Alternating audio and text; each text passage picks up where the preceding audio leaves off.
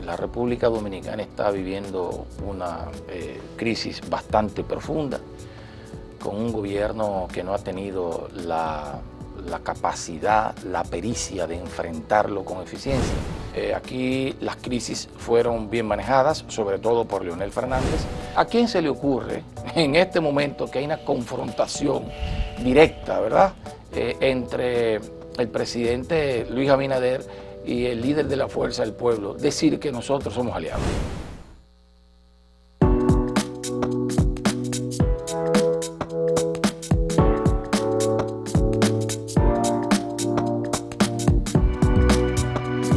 Saludos amigas, amigos, ustedes sintonizan Acento TV y este es su espacio a partir de ahora. Vamos a hablar hoy de política, que es un tema siempre recurrente. Tenemos a Manolo Pichardo, dirigente fundador de Fuerza del Pueblo, el partido que lidera el expresidente Leonel Fernández. Manolo, como especialista en temas internacionales, es secretario de Asuntos Internacionales en Fuerza del Pueblo. Pero vamos a hablar de asuntos internacionales y locales. Bienvenido, Manolo. Muchas gracias, Gustavo, por invitarme. Bueno, este fin de semana la política estuvo muy movida, no solo en República Dominicana, pero en el caso dominicano, una especie de, por un lado, declaratoria de batalla, o llamado a la batalla de parte del presidente Abinader como líder político en ese caso, en un meeting que hubo del PRM, de su proceso interno, pero por otro lado, casi al unísono le respondieron dos líderes importantes de la oposición, el expresidente Danilo Medina y el expresidente Leonel Fernández, tu líder. ¿Cómo tú ves el escenario al día de hoy? ¿Tú piensas que ya estamos en una batalla de aquí hasta el 24? Mira, yo pienso que de manera oficiosa ha iniciado la campaña electoral. Y creo que lo que lo ha precipitado es la crisis. La República Dominicana está viviendo una crisis bastante profunda, con un gobierno que no ha tenido la capacidad, la pericia de enfrentarlo con eficiencia. Y entonces, ante esa situación, la oposición ha tenido que salir a reclamar soluciones, a hacer propuestas para que se resuelvan los problemas, y en medio de esta dinámica, ¿verdad?, de una oposición reclamando soluciones y un gobierno ineficiente que últimamente ha tratado de defenderse, ha iniciado prácticamente la campaña electoral, porque el presidente de la República, que parece ser será el seguro candidato del PRM, ya le había respondido antes a Leonel Fernández, ¿verdad? Y ahora hace alusión a él en el discurso de ayer, que para mí, y voy a recurrir a este axioma físico de que una acción trae una reacción de la misma intensidad, porque lo que voy a decir es un poco rípido. El presidente Luis Abinader, yo creo que le presentó al país un concierto de alaridos porque trató de justificar el desastre haciendo referencia al pasado. Un pasado que cuando te pones a comparar, evidentemente que es mucho mejor que el presente. La gente añora lo que ocurrió antes. Nosotros teníamos estabilidad económica. ¿Pero quién añora eso? ¿La gente que está en esos partidos o la población? No, la población lo añora, porque no es lo mismo. ¿Y por qué la población votó para sacar al PLD del poder entonces? Bueno, pero por otras cosas, porque vamos a ver. El PLD fue exitoso manejando el país en términos económicos. Aquí las crisis fueron bien manejadas, sobre todo por Leonel Fernández, pero en los últimos periodos de gobierno hubo una situación de corrupción desbordante, que la gente era tan obsceno que la gente lo advirtió y quería salir de esta gente, ¿no? Exhibían tanta riqueza y que la gente se sentía ofendida y decidió salir de esa administración. Pero cuando te pones a comparar lo relativo al desempeño económico anterior, fue evidentemente mucho mejor, incluyendo las crisis que se manejaron, porque ahora hay crisis, pero también antes hubo crisis. Leonel manejó la crisis de 2008, lo repito muchas veces, es una de las mayores crisis que ha sufrido el capitalismo. No, fue una crisis en la economía financiera, no en la economía real. Bueno, No. Tú sabes que hay una diferencia. No, pero la crisis de 2008 afectó la economía real. No tanto como la de ahora. No tanto como ahora, pero la afectó. La afectó. De hecho, hubo regiones y países donde afectó más que en otros. En Europa afectó más que por ejemplo, en América, porque las medidas que se tomaron fueron inoportunas y todavía no habían superado la crisis cuando vino la COVID, todavía no habían superado la crisis. Entonces tenemos, Manolo, tú piensas ya una batalla electoral abierta. Así en esa batalla, digamos que ustedes tienen dos frentes, porque ustedes hacen oposición y a quien se debe derrotar es al partido de gobierno, porque es el que tiene el gobierno. Pero ustedes tienen un hermano contrincante, digo hermano porque vinieron del mismo tronco, que es el PLD, que también juramenta personas todos los fines de semana, miles dicen ellos, está el expresidente Medina en eso, están unos precandidatos que hacen campaña incluso hacia afuera. Lo digo porque yo veo que hacen llamado no exactamente a los PLDistas, sino se dirigen a la población y dicen que van a ganar. Y por otro lado, recientemente el secretario general del PLD, Charlie Mariotti, denunció o dijo, afirmó o acusó a Leonel Fernández, el líder de ustedes, de que tiene una alianza con el PRM y el gobierno. ¿Qué responden ustedes? Tú sabes que Charlie es farandulero. ¿Cómo así? Sí, Charlie no es un político acabado y eso todo el mundo lo sabe. Él viene del mundo de la farándula. Pero es secretario general del PLD. Sí, pero viene del mundo de la farándula. Entonces, a veces no entiende la dinámica de los procesos y de la política y sale con esas cosas, ¿verdad? Porque ¿a quién se le ocurre en este momento que hay una confrontación directa, ¿verdad?, entre el presidente Luis Abinader y el líder de la Fuerza del Pueblo, decir que nosotros somos aliados? ¿A quién se le ocurre? ¿Quién es el partido y el líder más crítico ahora mismo a la gestión de gobierno de Luis Abinader? Es Leonel Fernández.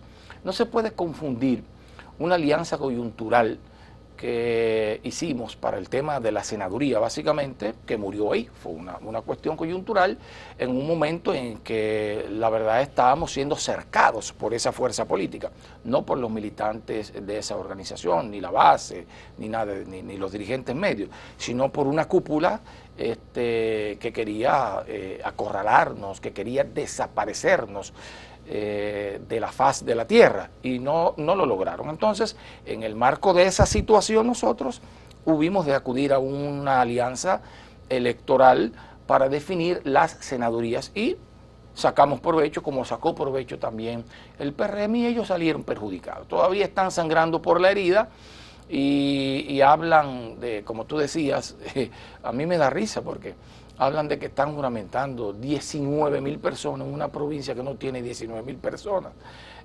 Fueron a Asua y dijeron que juramentaron 11.000 en un lugar que yo he ido, que no caben 1.200 personas. Luego hablan de 13.000, o sea, tratando de engañarse ellos mismos. Entonces, reciclándose entre ellos. Cuando tú ves que la Fuerza del Pueblo juramenta, tuve nombres, tuve apellidos, tuve figuras, ¿no? Y nosotros, por demás, tenemos un padrón abierto que la gente puede entrar a él y ver cómo todos los días la Fuerza del Pueblo va creciendo. Nosotros entregamos, y te lo dije a ti, creo que en la última vez que conversamos, nosotros entregamos en noviembre un padrón de 650.000 afiliados. Nosotros tenemos un padrón de más de 1 millón. Y ese es un padrón que va creciendo todos los días. ¿De dónde se va nutriendo? Bueno, se va nutriendo de muchos de los compañeros del viejo partido, que se siente representado. Eso es normal cuando un partido nace del seno de otro. Cuando sí. Don Juan funda el PLD, muchos de los PRDistas sí. se fueron del PRD al PLD. Lo que pasa es que ese proceso fue muy lento aquella vez. Ahora es un proceso muy rápido y el crecimiento de la Fuerza del Pueblo es demasiado rápido. O sea, un partido con apenas 2 años de fundado, que tiene más de 1 millón de personas afiliadas y que todos los días, porque nosotros juramentamos abiertamente personas los fines de semana, pero vienen todos los días, todos los días. Nosotros recibimos personas de esa fuerza política que vienen a diario. ¿Por qué? Porque, bueno, mira, el líder de esos compañeros siempre fue Leonel Fernández. Acuérdate que el liderazgo lo tenía Leonel Fernández. Luego el liderazgo o la jefatura a Danilo se le da el sobrecito. Entonces, pasado el sobrecito, porque no tienes el poder, entonces aquí está el líder. Entonces vienen y acuden al líder, además de que saben que con el líder es que pueden ganar, volver al gobierno, porque los números... Pero eso que tú me describes habla muy mal de esos compañeros, porque se mueven entonces por un interés muy peculiar. No, te voy a explicar qué pasa. No, lo que pasa es que nosotros vivimos en un país en vía de desarrollo, con muchas falencias, con muchos déficits, y la gente tiene miedo a perder su empleo. La gente tiene miedo a perder su seguro de salud. La gente, ¿entiendes?, tiene incertidumbre de que tú eres de clase media baja y puedes pasar rápidamente a la pobreza. Entonces, en medio de esa situación, la gente se protege.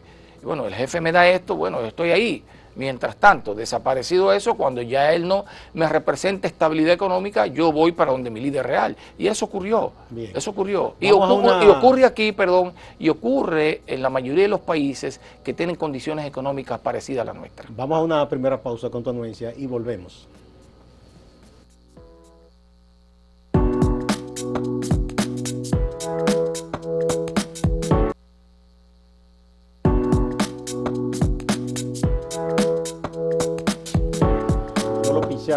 Secretario de Asuntos Internacionales del Partido Fuerza del Pueblo, es nuestro invitado de este día. Bueno, todo el que está en política tiene gente que le apoya, gente que le sigue, pero tiene gente también que lo combate. Sí. Recientemente un veterano periodista y escritor dijo que Leonel debería, y él lo dijo, dice en buena onda, conservarse como un activo de la sociedad y la democracia, y no pretender aspirar de nuevo a llegar al poder, porque eso no sería bueno para él ni para el país. ¿Qué tú piensas de ese punto de vista? ¿Y por qué él no se lo aplica a él mismo? Él es más viejo que Leonel. Si es un tema si es un tema biológico, entonces él debería retirarse, ¿verdad? Y no estar en los medios ni hacer las cosas que hace. Pero porque no aspira a la presidencia. No, pero no importa. Entonces para la presidencia vale y para lo tuyo no vale. Porque él fue ministro, creo, de Balaguer, y Balaguer tenía como 90 años, y él no le pidió a Balaguer que se retirara y que le sirviera al país desde sus oficinas. Ahí era bueno cuando Balaguer, ¿verdad? Que tenía una historia oscura, antidemocrática. Entonces ahí era bueno. Y a Balaguer, ciego incluso, que no podía ni ver, que no podía ver, entonces Balaguer sí era bueno, él le servía a Balaguer, y Balaguer, él se sumaba a la consigna de vuelve y vuelve. Pero así sí, ¿verdad? Entonces ahora, no, Leonel no.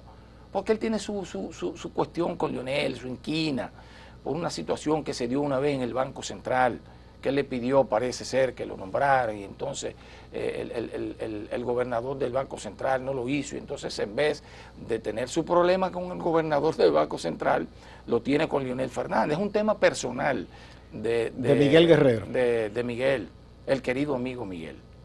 Caramba, sí. Ustedes son amigos. Bien. Hace mucho que no se ve él. Sí, pero bueno, son de las cosas de la política. Bien. Bueno, el otro tema también que quería hablar contigo es el de lo que está ocurriendo en el mundo. Una cuestión interesante. Vemos que en Europa hay como una ola de derecha. Así es. De hecho, el presidente Emmanuel Macron logró ganar la mayoría este domingo, pero no la mayoría calificada para hacer aprobar sus políticas públicas, y tendrá que pactar con los más conservadores, con la izquierda dura que ganó muchos escaños. Incluso hay una dominico-francesa que ganó, sí, que es la hija del amigo Jean-Michel Carouac del exterior. Sí, Eleonor Carouac, que muy bien nos alegramos por eso. Pero aquí en América Latina hay una corriente de izquierda que está ganando fuerza, y el último país que ha elegido un presidente de izquierda es Colombia, que lo eligió este domingo Gustavo Petro. ¿Qué lectura podemos hacer de estos movimientos de la política internacional? Mira, sí, tú mencionabas que la derecha avanza en Europa, ciertamente. Se te olvidó mencionar las elecciones en Cataluña. Sí, ahí ganó el PP. Entonces, ciertamente han estado avanzando en Europa, mientras en América Latina hay toda una corriente progresista que está alcanzando el poder. Bueno, el caso de ayer del tocayo Gustavo Petro. Que ganó las elecciones luego de un proceso bastante tenso en términos de mediciones y de encuestas que daban un virtual empate.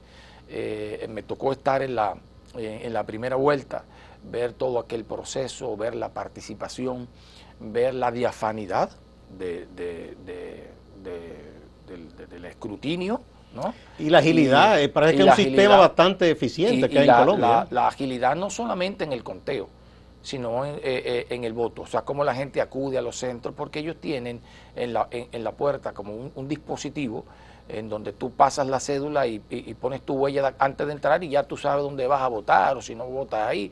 Muy ágil, bastante ágil, que yo creo que los magistrados de aquí deben ver para tratar de imitar, ¿no? el proceso. Además, en 20 minutos todo el mundo sabía quién había ganado, después de cerrarse la mesa de votación. Y tienen un sistema que pude ver, cada mesa que cuenta a través del celular transmite a un centro. Y habla bien también de los políticos colombianos, que pese a lo tenso del debate en la campaña, rápidamente el perdedor reconoce al ganador, y el propio presidente, que estaba en contra de Petro, ¿verdad? Iván Duque, dijo no, lo reconozco y lo felicitó. Una sociedad polarizada. Exactamente. Desde 1948. Sí, que tiene todo ese problema con la guerrilla. Con polarizada, o sea, entre la izquierda y la derecha, muy puntual. Y porque por primera vez gana un presidente de izquierda, los otros han sido asesinados en el camino. El único que pudo llegar se salvó de un atentado, porque incluso hubo un atentado contra su vida, le tirotearon el vehículo, por suerte era blindado. Y ha llegado contra, diríamos, los pronósticos que se daban la primera semana, porque recuérdate que al final de la primera vuelta, inmediatamente, no había pasado una hora, ya casi todos los partidos, Fico estaba apoyándolo a él, estaban apoyando prácticamente todo el mundo, pero Petro usó una estrategia interesante, ¿no? Y se dieron cosas bastante complejas, porque recuérdate que Petro era la negación del uribismo. Pero Hernández, a pesar de que dijo que era de Uribe, negaba también las políticas de Uribe y se presentaba como un outsider. Pero resultó que al final, al recibir el apoyo explícito, ¿verdad?, de las fuerzas del uribismo, hubo gente que le apoyaba que no estaban de acuerdo. Que se distanció. Y entonces esa gente como que se mudó, además de las imprudencias de él. No, porque un hombre que no es capaz de elaborar una idea. Él decía una frase y ya. No elaboró una idea, admitió que no sabía de cosas de Estado, admitió que no sabía de política exterior, admitió que no sabía lo que era una reforma fiscal, en fin, dijo que las mujeres tenían que estar en la cocina, todo eso. Entonces, sus errores, su incapacidad para elaborar un discurso, finalmente llevaron al triunfo de Gustavo Petro, que es una persona bastante instruida. O sea, ayer vi el discurso de agradecimiento, ¿no?, tras el triunfo electoral, y la verdad es que un hombre bastante capaz, domina todo, los temas económicos, los temas internacionales. Pero sobre todo una visión de sociedad inclusiva interesante. Así es. Pero ¿qué lectura podemos hacer, Manolo, del hecho de que las fuerzas tradicionales fueron pulverizadas por el pueblo de Colombia este proceso, en la primera y en la segunda vuelta? Así es. El uribismo salió de escenario. El uribismo y el otro partido liberal tradicional tampoco. Pero el Partido Liberal es, diría yo, es una referencia testimonial ya, de hace mucho, no es de ahora. Porque el Partido Liberal ya tiene varios procesos, que es un partido pequeñito. Se fueron reduciendo. Se redujo mucho. El Partido Liberal es como el PRD aquí, que fue un partido en su momento. Tiene una historia, un nombre, pero ya no es nada. Una historia como de 200 años. O sea, de verdad, o sea, y desapareció. Como el APRA en Perú. Sí, como el APRA. Los partidos tradicionales han ido desapareciendo en América Latina. Los partidos que tienen 100 años y han ido desapareciendo y han emergido nuevas fuerzas. Parece que están más en sintonía con la sociedad de hoy, que interpreta mejor el momento. Ha ocurrido eso, porque bueno, ha ocurrido aquí el PRD es un partido que fue de reciente los dos formación, partidos que ahora se disputan, que se van a disputar el poder en el próximo torneo electoral, son partidos nuevos. Uno tiene 7 años y uno tiene 2. ¿Y tú descartas completamente al PLD? No, pero es que el PLD ya no, el PLD no es opción de poder. Cuando tú ves las encuestas, que tú las ves, porque yo sé que las ves, tú ves los números, o sea, estamos hablando de una polarización muy marcada entre Luis Abinader y Leonel Fernández. Sí, como figura, pero como marca, todavía el PLD sale con cierto... Te voy a explicar por qué el PLD sale. Bueno, hubo una encuesta que ya estamos arriba del PLD. Ya, porque yo vi una en que ustedes estaban de partido a partido por debajo, pero Leonel sí estaba por encima de los PLDistas. 3 puntos porcentuales de diferencia. Sí. Ahora estamos arriba como por 2 puntos porcentuales. Pero se debe a una razón. un partido con 2 años, un partido con 40 años. Y las encuestas revelan, óyeme bien lo que las encuestas revelan, que el 24% de los dominicanos cree que Leonel está en el PLD.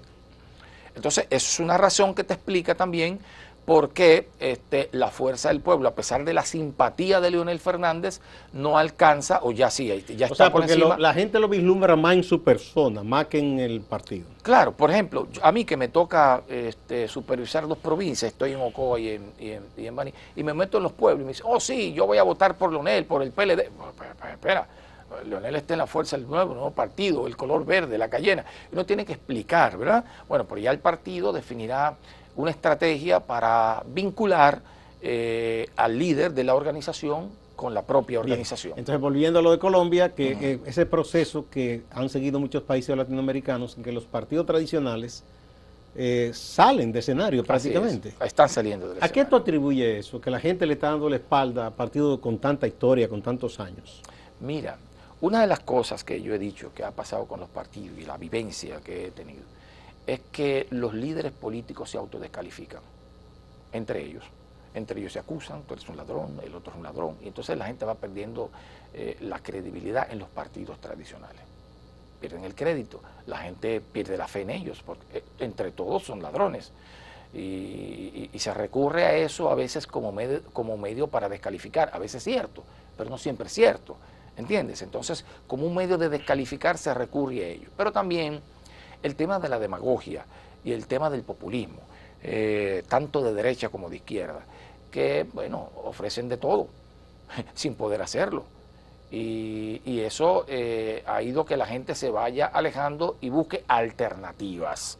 Y ha ido buscando alternativas en toda América Latina. Por eso todas estas formaciones nuevas están siendo protagonistas de los procesos políticos y de los procesos electorales, al punto de que están llegando al poder. Y eso, como comentábamos un momentito, se está viviendo ahora mismo en la República Dominicana con 2 partidos relativamente nuevos. O relativamente nuevos no, nuevos, uno con 7 años y uno con 2 años. Ahora, de cara, porque ahí viene octubre en Brasil y probablemente, muy probablemente Lula regrese al poder, tendríamos, bueno, a más de la mitad de las Américas con gobierno del centro hacia la izquierda, por decirlo de alguna manera. Progresistas. Progresistas, sí. Estados Unidos tiene que replantearse las relaciones necesariamente con América Latina. Estados Unidos tiene que replantearse sus relaciones con el mundo. Pero bueno, como aquí es que nos duele a nosotros. Yo sé, pero te lo digo porque te lo digo para que se entienda que la debilidad mostrada en el liderazgo de Estados Unidos no le alcanza ya para imponer una agenda, para imponer criterios y para definir quién va a ganar un proceso electoral, por ejemplo. Sí, vamos a hacer una pausa porque el tema es muy interesante. Muy Cuando retornemos, para que me abunde más, ¿en qué podría pasar con esas relaciones?